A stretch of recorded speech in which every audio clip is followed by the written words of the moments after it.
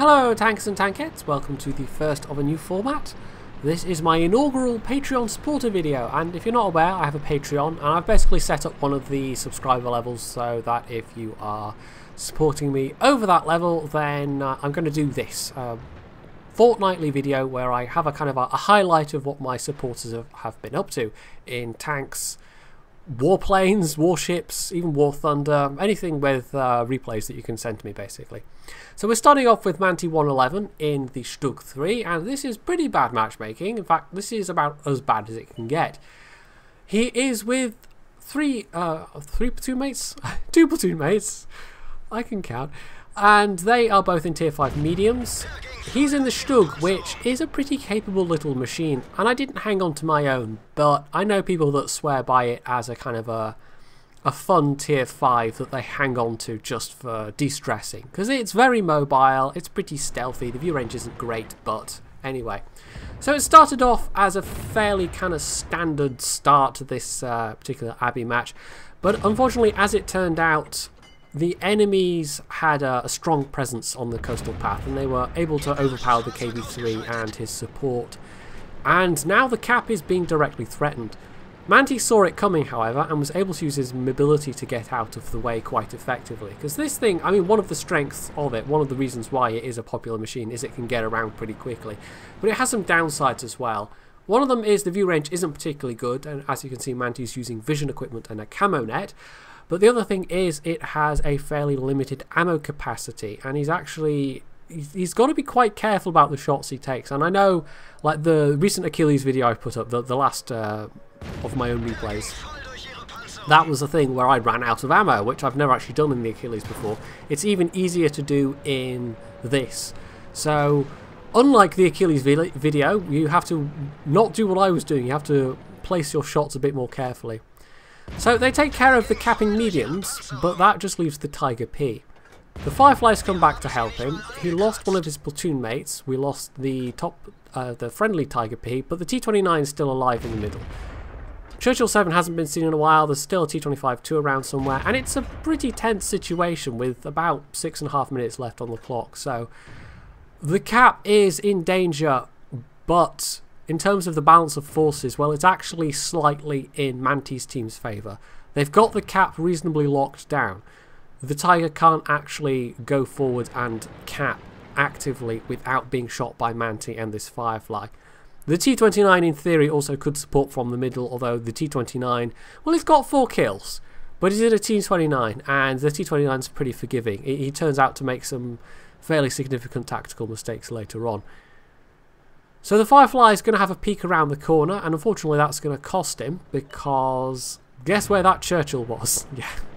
Suddenly he appears, and it is to the Firefly's cost. This is, yeah, he's about to take down the Firefly, and he does, but this is effectively leaving Manty alone. Although Manty at least does take that guy down. But he's down to now 9 shells. And also, that shot happens. The one place where a Tiger could hit him, and he's an easy one-shot for a Tiger. The one place, and it bounces like right square in the gun mantlet. So IR Sanchez down there in the T-34 has discovered where the T-25-2 was, and we've skipped ahead a little bit here because that was a nice shot. The Tiger P actually came after Manty, so Manty again using his mobility to hightail it out of there, and Sanchez actually went all the way around the map. He basically went all the way up the coastal path, across the cap, and now he's behind the Tiger P. So it's a T-34 versus a Tiger, Tiger P technically, but still. And he's still got a lot of his health left, although he's in a tier 5 medium and a tier 7 match, so it doesn't mean that much in this context. He can take a hit, one hit, but he gets the drop on this Tiger. He's got a 57mm gun, I think, so he's just whittling the health away. And Manty whizzes round to try and see if he can support, although slightly wary of being jumped by the T-25-2, who might have gone to that upper area in H3, but no sign of T-25-2. Sanchez has taken out the Tiger P, and well, it's still all in the air. It really depends on this T-25-2, and he's actually been playing not terribly. The T-29 managed to die from full health against that T-25-2, which wasn't very impressive. Or if it wasn't full health, it was near full health anyway. But as you can see, Sanchez just took a hit from the T-25-2. We know roughly the direction he must be in, and they're trying to cap this out. The T-25-2, rather than go on the offensive, which, when it's 2 versus 1, I can kind of see why. He's gone on the defensive. He's protecting the friendly cap, because they are at the disadvantage in terms of their health pools, and he's got a 240 average alpha gun, and we know he's got his top gun because he hit Sanchez, so it was the right call from the T-25-2, definitely. So we know from roughly which direction he fired, and Manty's using this position. In fact, he's using the position the T-25-2 was using for a lot of the battle to try and see what's gonna, like, if he's gonna come from that direction. And I think he says in the chat, or his rabies dog, who was in the Chenukai, actually says, right, one of you get in the cap and the other person spot, and you know, can maybe get in a shot or two. So they're both one shots now. This is a bit tricky, but they do still have that numbers advantage. And there he is. Now, Manty's got 6th sense, but this T-25-2 obviously has 6th sense as well, because he blind fires that bush where Manty is, even before... In fact, Manty's not been spotted yet, because he pulled back deliberately. And there we go, he's spotted. But that is the value of 6th sense right there, is you are able... Like, that was an obvious place for Manty to have been. But this is it. It all comes down to this. So that's a good hit in there. And this is where that 2-on-1 advantage comes in useful. The guy misses, and bam, bam, bam, there we go. Tier 5 carry in a Tier 7 match. Well done, Manty. So that was worth an ace tanker. He got Bruiser and whatever that other ribbon is. Pretty decent amount of damage, considering. The limited shell count is always going to limit exactly how much you can do in a Stug, but this is one of the reasons why people like this machine. And actually, that T-29, you know, my criticisms aside, he actually did have a decent score at the end of the day. It's just he managed to throw his tank away in a particularly silly manner. But 3k damage, 4 kills, you know, he was at least walking away on the score sheet with a respectable amount of damage and kills for being a top tier heavy tank. So there we go. That was a fairly tense, fairly long match. And the point of these, like the reason I'm condensing these in such a fashion is to try and get the highlights of each match, and to try and bring you a bit more action, and to try and get more coverage as well. So now we are seeing Island Man in his Chaffee, and this is much kinder matchmaking considering that he's in a scout. It's Runeberg. He is allied, platooned up even, with Tech Priest there in the little leopard. And that's an enemy leopard who is discovering his gun's not very effective. Now, I didn't like the leopard very much. I'm only on the tier 6 scout now, the VK, is it 2801 with the derp gun? It's a lot more fun than the leopard before it was, because the leopard's got the same gun that you had the previous 2 tiers, and at tier 5 it's just a bit bleh. But once you get to the VK with 105mm derp, well, that's a lot more fun. So unfortunately, Island Man, and this is only like 2.5 minutes later, he's now alone on this flank, but he has the advantage of he's in a scout tank, and these are 3 tank destroyers. Well, now 2 tank destroyers. He's just killed that SC-100. Artie's taking an interest in him because he's obviously in a much easier place to hit. Town is fairly stalemated at the moment, although this end of the map can make a difference, but he's just keeping this Jagdpanzer IV permatract. And again, the Chaffee, you don't get that much ammo, although as you can see, it's got a fair stock of premium ammo there as well. So that just leaves an SU-100, and there's also a T-67 that's been camping up in A7, and we will see more of him later. SU-100 makes a move, but it was much too late to catch Island Man. Yes, it is Island Man. We're not looking at Manty's replay anymore. This is Island Man. Much too late to catch him unawares. He sees it's coming and is able to... He can actually back around this building faster than that guy can come around forwards.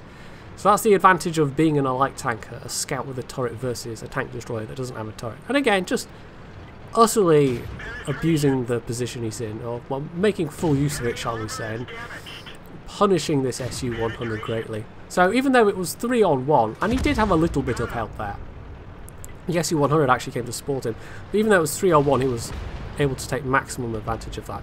And at this point, well, Town was getting pretty beaten up.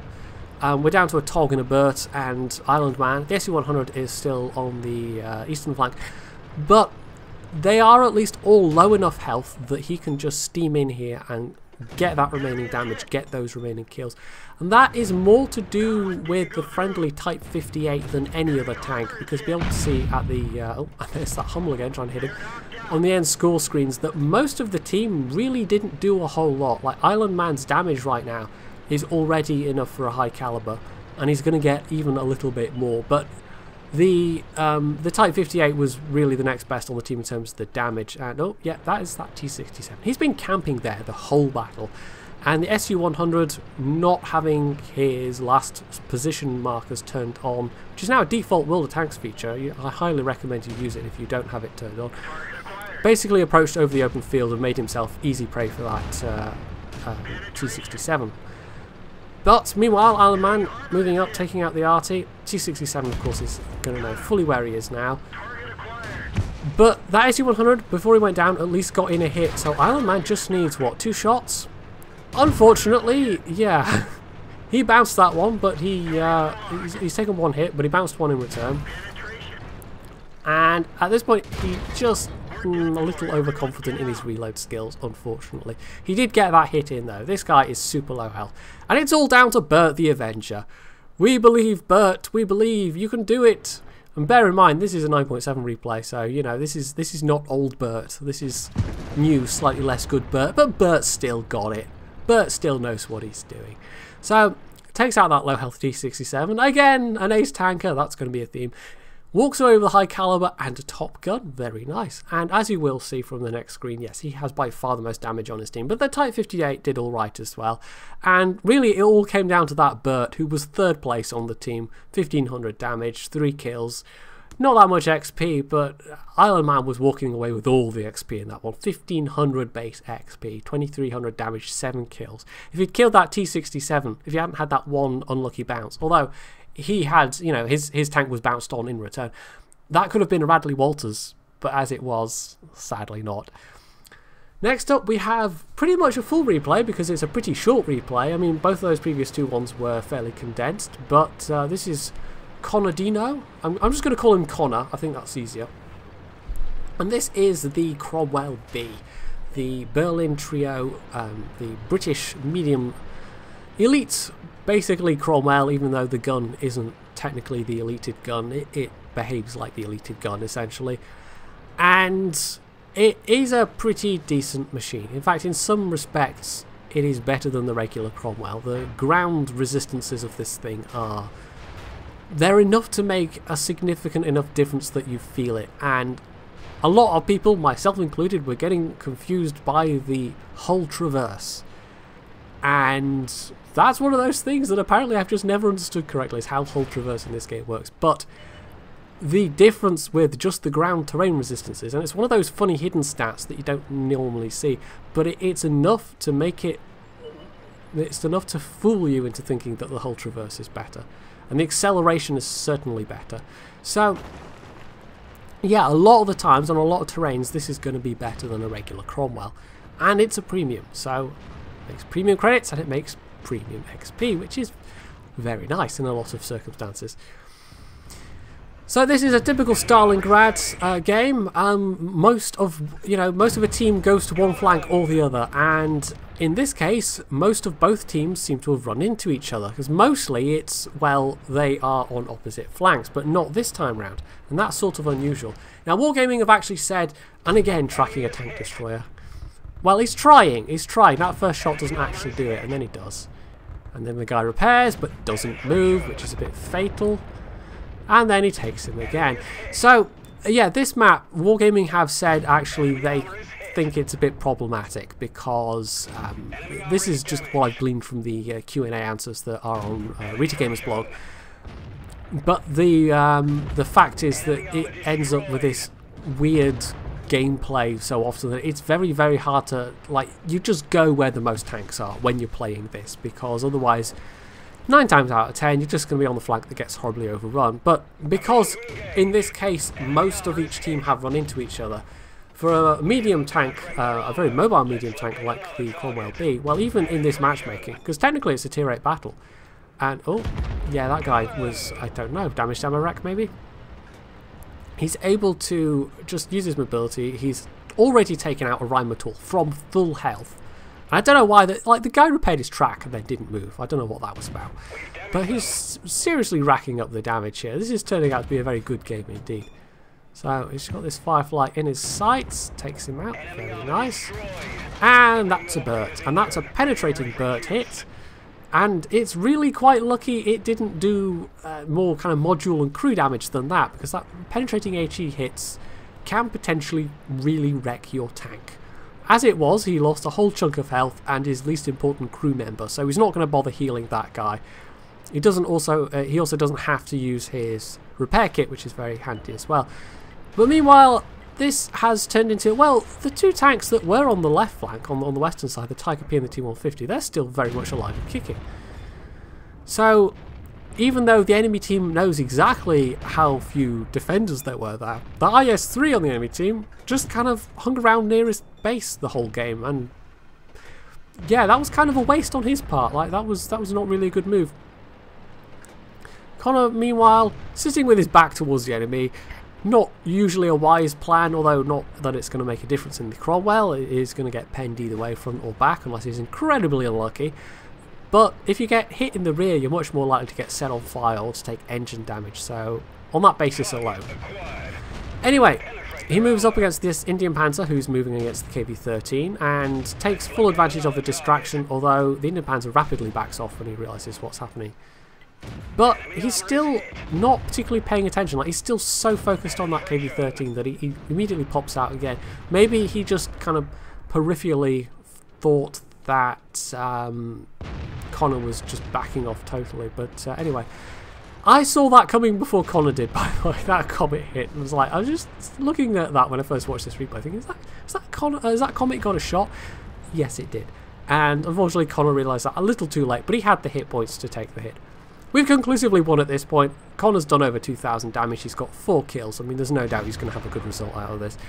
The IS-3, look at that. Look at how much health he's got. He really did not play well for the position he was in. Top tier heavy tank. He either could have come to this flank with all of his allies and been a strong presence, could have pushed it, because our team didn't have a top tier heavy. We only had medium tanks. He could have been a real force. Or else he could have pushed the other side, where we only had a Tiger P and a T-150, and probably could have tackled them fairly easily, unless they seriously outplayed him. But he would have the mobility advantage, for sure. And instead, he just kind of sat around. So, yeah, the enemy team potentially could have won this by cap, although Connor maybe would have had the mobility to get back and decap. But, yeah. So at the moment, he's just trying for a bit of last damage on the IS-3. Can he get the kill? Oh, no, that's a pile of rubble. He really doesn't want to get hit by this guy. The guy fires, and somehow Connor pens even the angled side armor. Gets that last kill. So 5 kills, first class mastery. This one wasn't an ace actually, I was misremembering. And he also gets the Leverschlei Host Medal, which apparently I mispronounced in a rather hilarious manner. But hey, Finland will have weird names. I'm blaming the Finnish for this one, but that's usually a dangerous move though. I know there are a couple of Finns that watch this. Anyway, 2200 damage, 5 kills, 1300 base XP, and easily top of the team. But that's, like, the Cromwell's one of those tanks, and the Cromwell B's no different. And if you're bottom tier, if your team is not totally awful, there is the potential for very nice results like this. So that was 50,000 credits profit, 10,000 XP when he had everything taken into consideration. So that was pretty nice. Last but not least, we have an artillery replay. Yes, I know, but this is Leuven, and this is going to be silly. Now, if this was just going to be a regular artillery game, I wouldn't be showing you this. We're actually already partway in. Leuven here is being chased by a T-67, and although it's a tier 5 tank destroyer, it's a fast tier 5 tank destroyer. And the Crusader SP has no armor, because it's the Crusader hull, and it's at tier 7, and this is him driving in reverse, by the way. This is one of those funny tanks, and it's like the Archer as well, the tier 4, or no, the tier 5 British tank destroyer.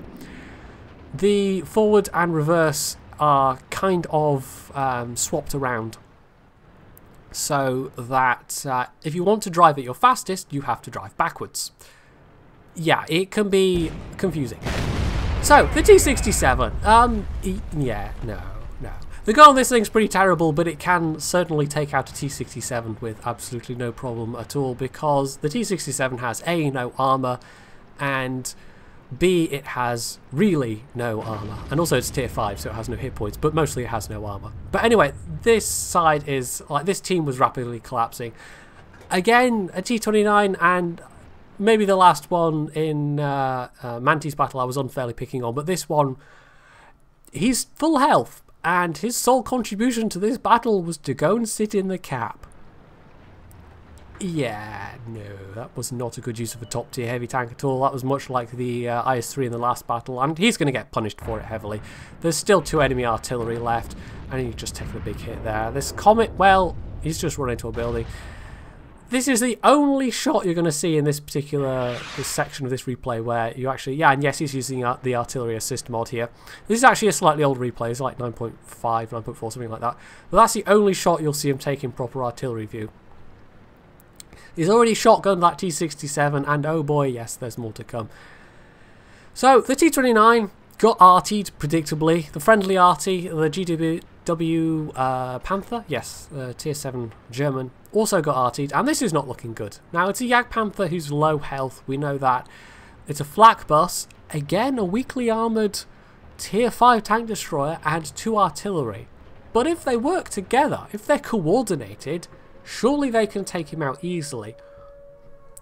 Coordinated might be the important concept here. Now, I obviously lied. This is another shot he's going to take, but it's a blind shot. He's taking a guess that one of them's hiding behind that wreck, although it's a bit of a long shot. Like, there's no reason why you would sit on that side of the cap circle when you know when the enemy artillery was last spotted. But the Jagdpanther has appeared at just that moment, and he's still got 13 seconds to reload. He also doesn't have 6th sense, so he has no idea if he's spotted right now. And remember, there are 2 enemy arties, and they just have to splash him, because this is an open-topped vehicle, it's very weakly armoured, and it has very few hit points. So, one splash is all it's going to take. The Jagdpanther can also easily shoot him, ram him, potentially. I mean, the Jagdpanther's got a decent turn of speed, but maybe he wasn't spotted previously. He is spotted now because the Jagdpanther stops to aim.